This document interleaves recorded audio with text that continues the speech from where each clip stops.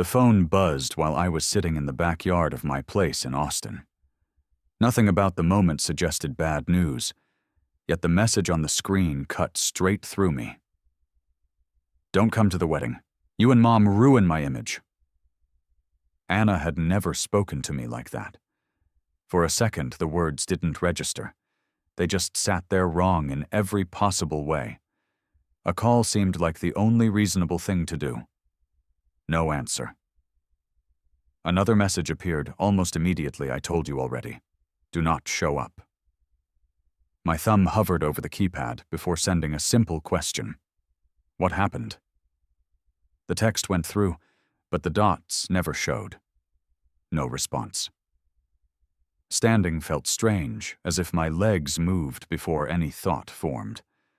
Keys on the counter caught my hand out of habit instinct, pushing me toward the garage. Halfway across the living room, the rush faltered. Barging into that venue uninvited wouldn't solve anything. It would only confirm whatever story someone had fed her. A wedding livestream had been posted on the event page earlier that week. Pulling it up seemed like the least destructive choice. Maybe watching from afar would help me understand what I wasn't being told. The screen loaded to a view of the entrance hall. Her future in-laws greeted guests with polished confidence. Tyler stood beside them, as if he'd been rehearsing the role for months, shaking hands, directing people towards their seats, taking credit without a pause. A guest asked who covered the expenses. Without hesitation, her future mother-in-law announced, "We paid for everything." The certainty in her tone carried across the feed. My grip tightened around the phone. Every contract, every invoice, every deposit had my signature on it. Not a soul in that room knew it. Sound from the crowd rolled through the live stream, a mix of introductions and polite chatter. None of it matched the knot forming in my chest. Watching the scene unfold, it became clear I wasn't part of this narrative anymore. They had built something new and simply carved me out of the frame. A part of me wanted to shut it off. Another part needed to see how far things had drifted. Traffic flowed around me while the city blurred into a string of turns that didn't lead anywhere. Pulling into a small bar near Lady Bird Lake felt less like a decision and more like a pause before everything collapsed. The live stream loaded again as I settled at a corner table. The ceremony had moved into the formal part. Tyler stood at the front with a microphone, thanking both families for making this day possible. His tone carried pride, maybe even ownership. My name never surfaced. No acknowledgement, not even a hint that I had covered each expense. A shape passed by the door, then doubled back. Jordan Miles stepped in, scanning the room before spotting me. He walked over with that half-concerned look detectives get after too many years on duty. "Man, you look like you just lost something important," he said. The phone slid across the table. No explanations came with it. He watched the stream for a few seconds, then set the device down. "If they're shutting you out but still spending your money," he said, "something's off. Real off." A bartender passing behind us glanced at the screen. "That venue," he asked, "they always call about payment problems. Happens more than you'd think." That comment sat heavier than it should have. Jordan caught the shift in my expression. "You ever check how many contracts you're tied to for Anna?" he asked. "I warned you years ago, don't sign everything just because she asked." A thought clawed at me, but before it formed, the live stream glitched. The image froze, sound dropped. Then a distorted voice came through. Not vows, not music. A machine reading an email. Remaining balance still unpaid. Please confirm authorization. Then another line, clearly written by Tyler. Her dad won't catch on. The goal is merging assets after the wedding. Chairs, scraping gasps, scattered movement filled the audio from the venue. Jordan and I didn't speak. Watching people twist toward the sound made my stomach clench. The stream kept sputtering until I finally shut it down. Sitting there without the noise felt unreal. Jordan leaned in a little. You need the full picture, he said. This isn't just a misunderstanding. Someone's playing you. No argument came to mind. My keys were already in my hand. The chair scraped slightly as I stood. Jordan followed a step behind while I pushed out into the parking lot. Where are you going? He asked. Dripping Springs, I said. If they're going to drag my name into whatever they're doing, I need to see it myself. He nodded once. I'll come separately. Don't walk into anything blind. The drive started with the usual city lights thinning out the bar, shrinking in the rearview mirror. A knot stayed in my chest, twisting with each mile. Not once did I imagine Anna being part of something like this. Maybe she didn't know. Maybe she did and didn't understand what Tyler was using her for. My phone buzzed again. Not a message from her, just more relatives sending whispers from the reception. A few lines here and there. People are confused. Sound system messed up. Tyler's blaming a tech guy. None of it matched the email we heard. None of it made sense. The highway curved toward the hill country. Houses spread farther apart, and the sky opened above the road. A long breath left me as though my body tried to steady itself before reaching whatever waited ahead. Jordan's truck appeared behind me at one point, keeping distance but staying visible. Maybe he worried I'd confront someone. Maybe part of him remembered all the times families destroyed each other because no one stepped in soon enough. My thoughts bounced between anger and disbelief, then back to confusion. Years of helping Anna through school jobs, moves, her trust had always felt fragile but present. Hearing those messages earlier didn't feel like her voice. Something about them rang calculated. The car advanced toward the turnoff marked for Dripping Springs. The venue sat somewhere beyond that bend full of people who had no idea an email had detonated in the middle of their celebration. A different kind of silence wrapped around me as the sign came into view, and the road narrowed into a darker stretch ahead. Jordan's headlights moved slightly to the left as he kept pace. Whatever he saw on my face earlier had convinced him this wasn't just emotional fallout from a family fight. The entrance to the venue sat wide open, filled with movement from guests drifting between spaces, but I didn't aim for the main hall. A path along the side of the building led toward the administrative offices.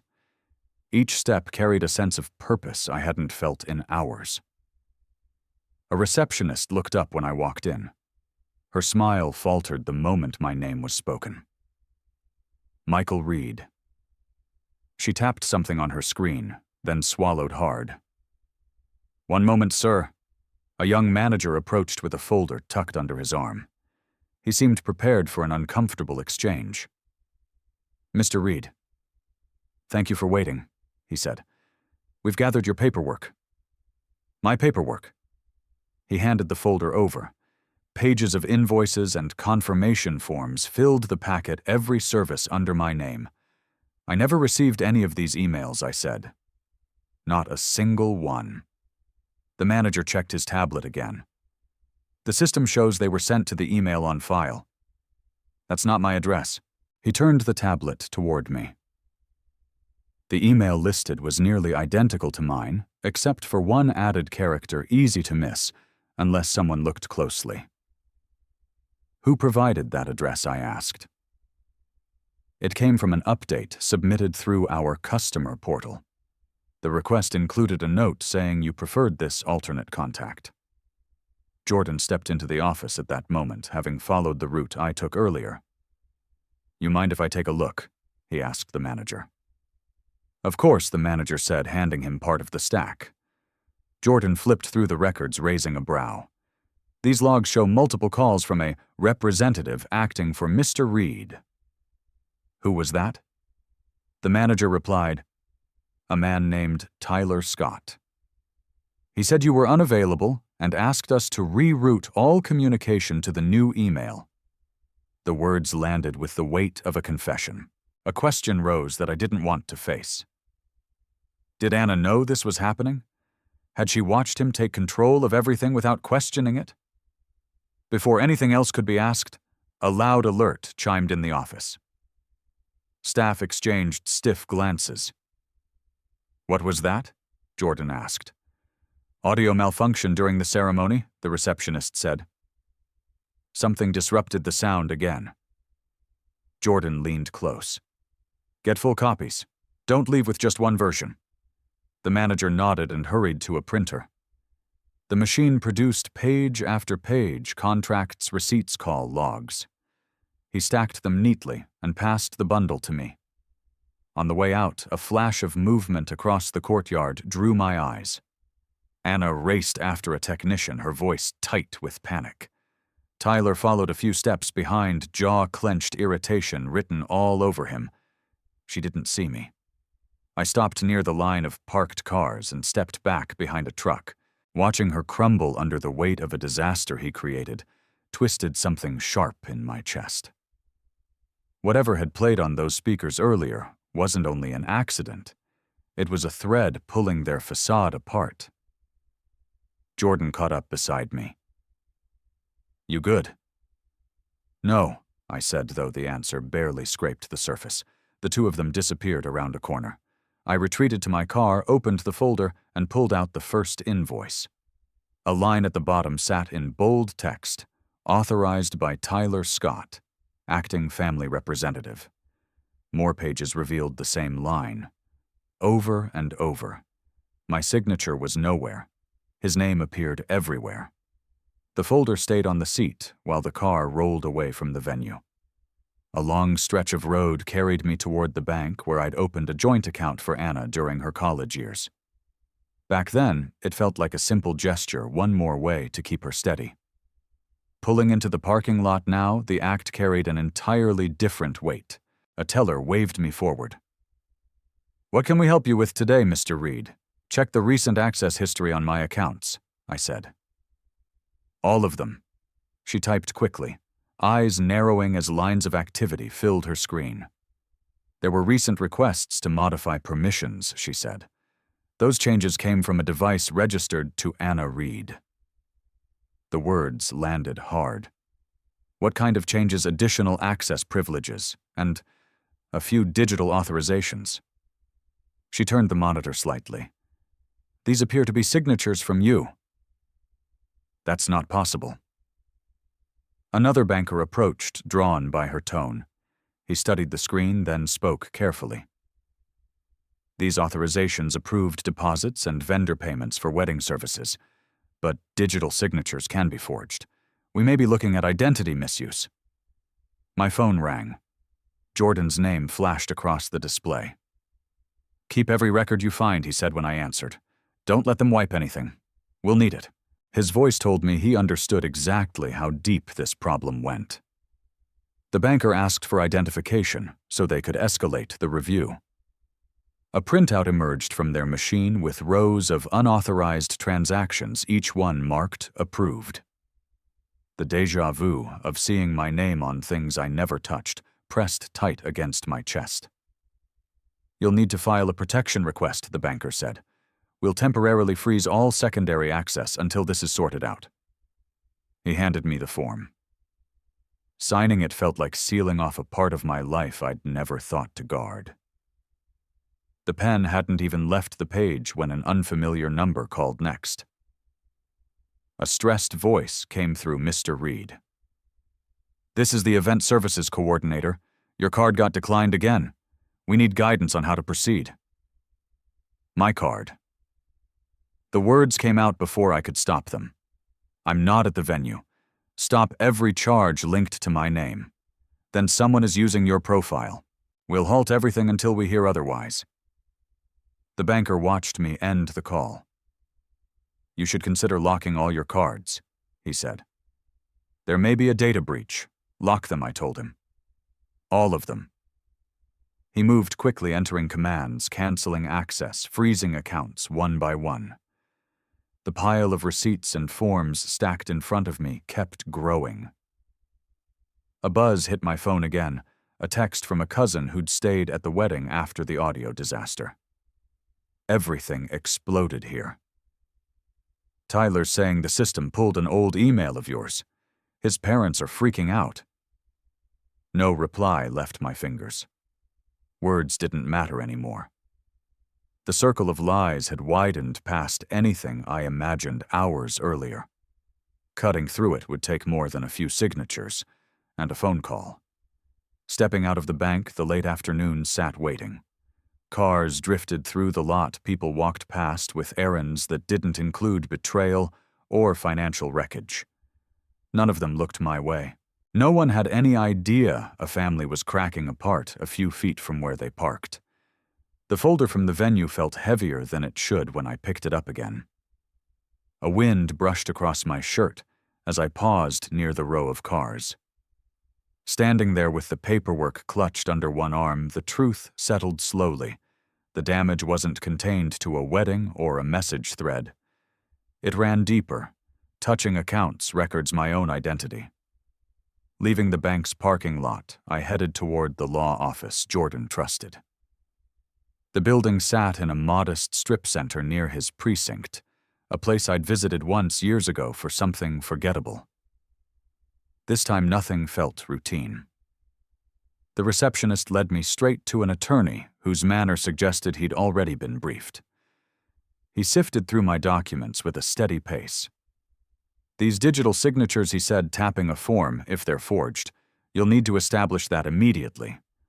Vendors can file claims against you for unpaid balances. The sooner we dispute this, the better." A nod was all I managed. Sitting across from him felt strange, as if I'd committed an offense I couldn't name. The attorney continued gathering pages while Jordan leaned over his shoulder. "Look at the timestamps," Jordan said. "Every update request hit late at night. That lineup with Tyler being at Anna's place." The attorney glanced at him. "You know this man personally, he's been around enough," Jordan replied. "Always hovering, always steering conversations." The implication wasn't subtle. Patterns emerged in the paperwork, repeated name changes, altered emails, routing adjustments. Someone had been shaping access to my accounts long before the wedding day. A chill crept through me as the scale of it registered. My phone vibrated non-stop. Messages from cousins, uncles, people I hadn't heard from in months crowded the screen. Family arguing here. Tyler blaming you for not approving payments. Anna's crying in the hallway. Each note chipped at whatever resolve remained. Sorting truth from exaggeration felt impossible. The attorney placed a hand on the stack. "You need to file a fraud complaint today. If you hesitate, they'll pin this entire situation on you." Jordan backed him up. "Do it now. Don't leave gaps for Tyler to exploit." A long breath steadied me. "Let's move forward." The attorney prepared the necessary forms. Details poured onto the page, dates, unauthorized access points, altered emails. Signing the document brought a quiet sense of inevitability. The path ahead wouldn't lead back to normal, and maybe it shouldn't. We stepped out into the hallway once everything was submitted. A familiar ringtone echoed through the corridor. Anna's name glowed on the screen. My hand lingered before accepting the call. Her voice burst out immediately. "Dad, what are you doing? Tyler said you stayed out of things and confused the vendors. They think you caused the payment mess. Why didn't you help him fix it?" The panic in her tone landed harder than the accusation. Something in me tightened. "Anna," I said, keeping my voice even. "Do you know who changed my billing email?" Silence followed. A deep, uneasy pause. I don't know what you're talking about," she whispered, then hung up. The call ended without clarity, leaving the question hanging between us like a door she refused to open. Any hope that she had simply been misled shifted toward something more complicated: loyalty to a man who had steered her into deceit. Jordan watched me pocket the phone. "You okay?" "Not sure I said, though the answer didn't matter." Steps carried me toward the exit without much thought. Outside, the day had slipped into evening. Cars crawled along the street, headlights flicking on one by one.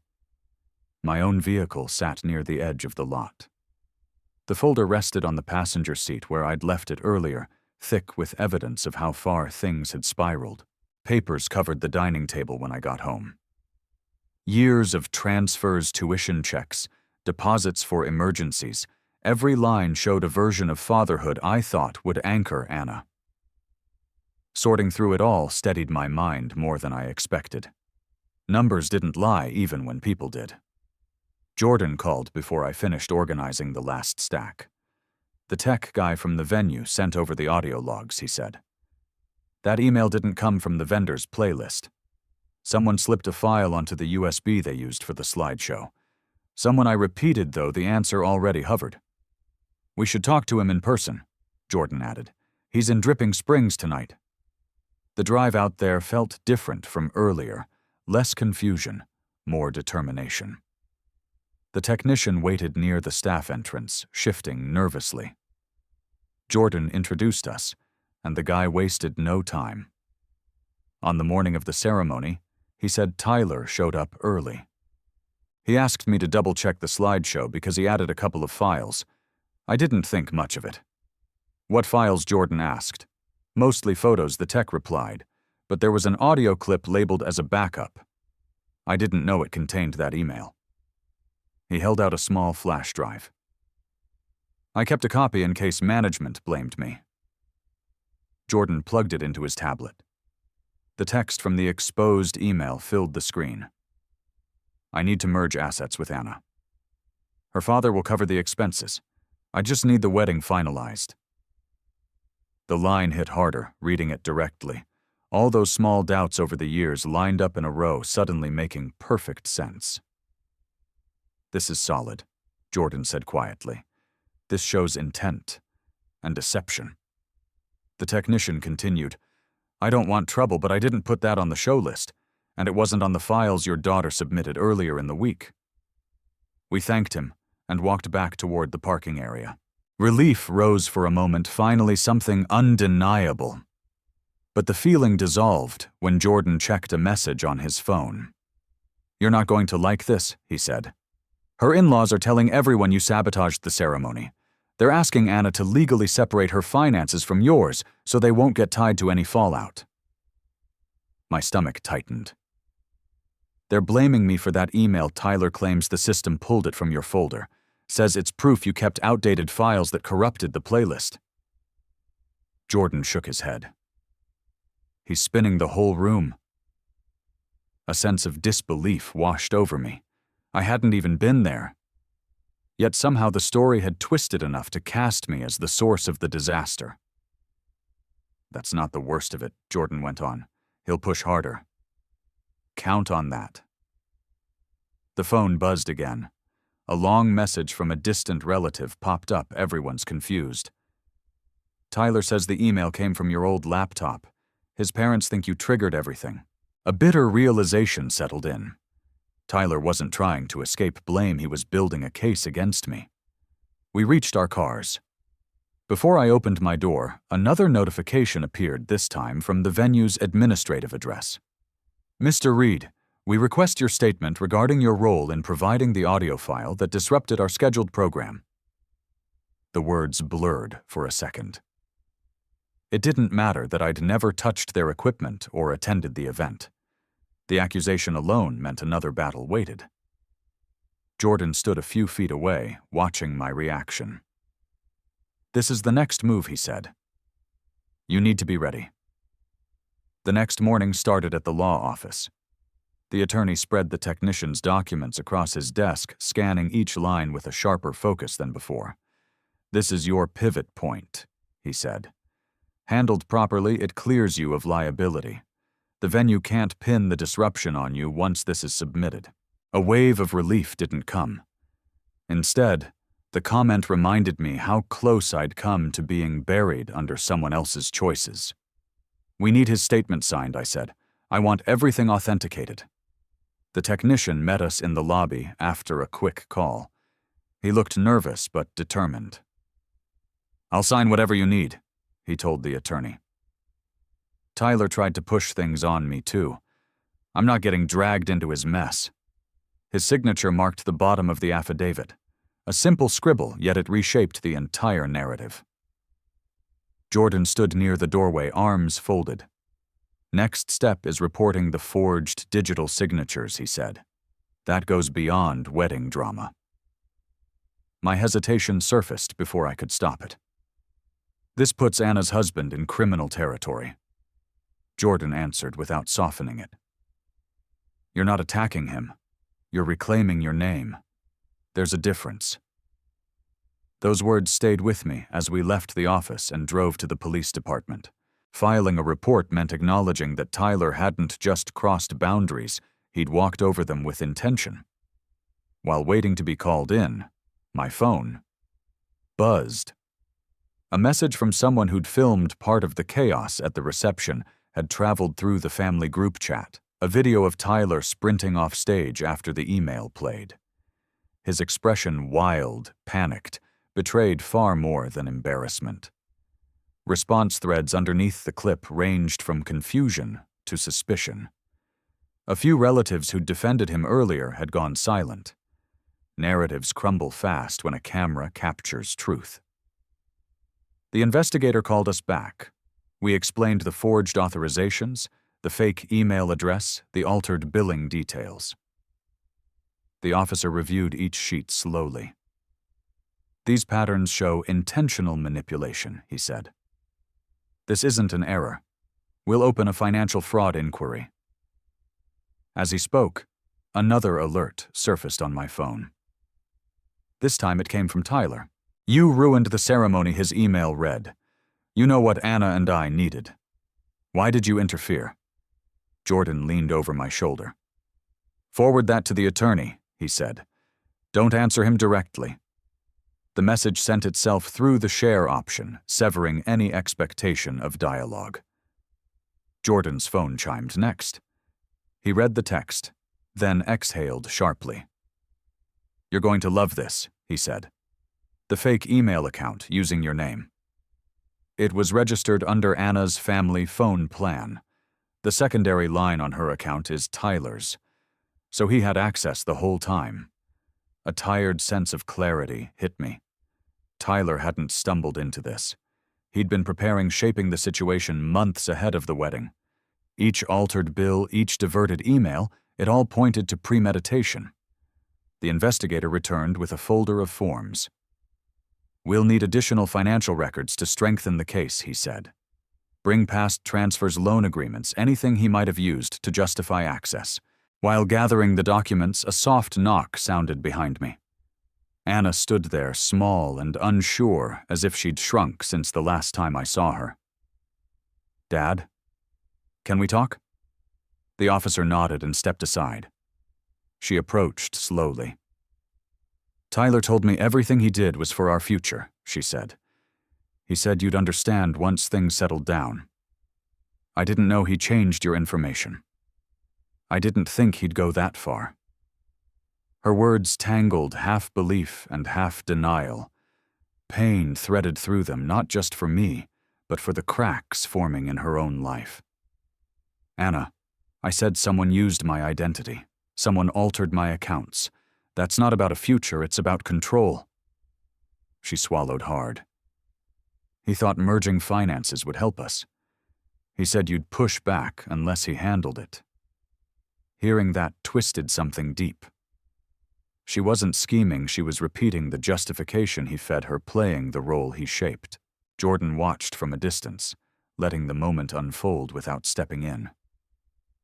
Anna wiped her eyes. "I didn't think he'd blame you for the email. I didn't think anyone would believe him." A part of me wanted to ease her fear, but the situation had stretched far beyond comfort. Before she spoke again, the investigator returned. "Mr. Reed, we'll need those additional transactions as soon as you can gather them," he said. "This will help finalize the fraud file." Forms stacked neatly across my desk at home, identity protection requests, account restoration documents, authorization revocations. One signature after another closed the doors Tyler had slipped through for months. Submitting the final packet to the bank, brought a measured breath I hadn't realized I'd been holding. Later that afternoon, the bank emailed a formal notice an identity fraud investigation had begun, and all disputed charges were removed from my responsibility. That single line, "You are not liable," carried more weight than any apology ever could. By the end of the week, service vendors shifted their complaints toward Tyler. A few even reached out to me directly apologizing for earlier assumptions. News spread through small business circles in Austin faster than I expected. The in-laws, desperate to protect their own reputation, distanced themselves from him almost overnight. One morning, Jordan called. "Tyler got suspended," he said. HR flagged the investigation. His access at work is frozen until the civil review finishes. A short nod came from my end, even though he couldn't see it. The consequences weren't pleasant to hear, but they were appropriate. That evening, Anna's number appeared on my phone again. Her voice sounded tired, frayed at the edges. "Dad, I didn't think things would go this far," she said. "I thought it was just a misunderstanding. I didn't know he'd lose his job over it. Reassurance didn't come to me. Anger didn't either. Only distance." "You didn't cause the investigation," I said. "Facts did." She hesitated. "Tyler told me if we didn't draw clear lines, people would assume we depended on you forever. He convinced me cutting you out of the wedding would prove we were independent. I believed him." A small ache pushed forward, not sharp, but deep. "I hear you," I said. "Nothing more." She waited for a longer response, then eventually sighed. "I'm sorry, Dad. I know." The call ended gently without resolution or promises. Space formed on its own, and I let it.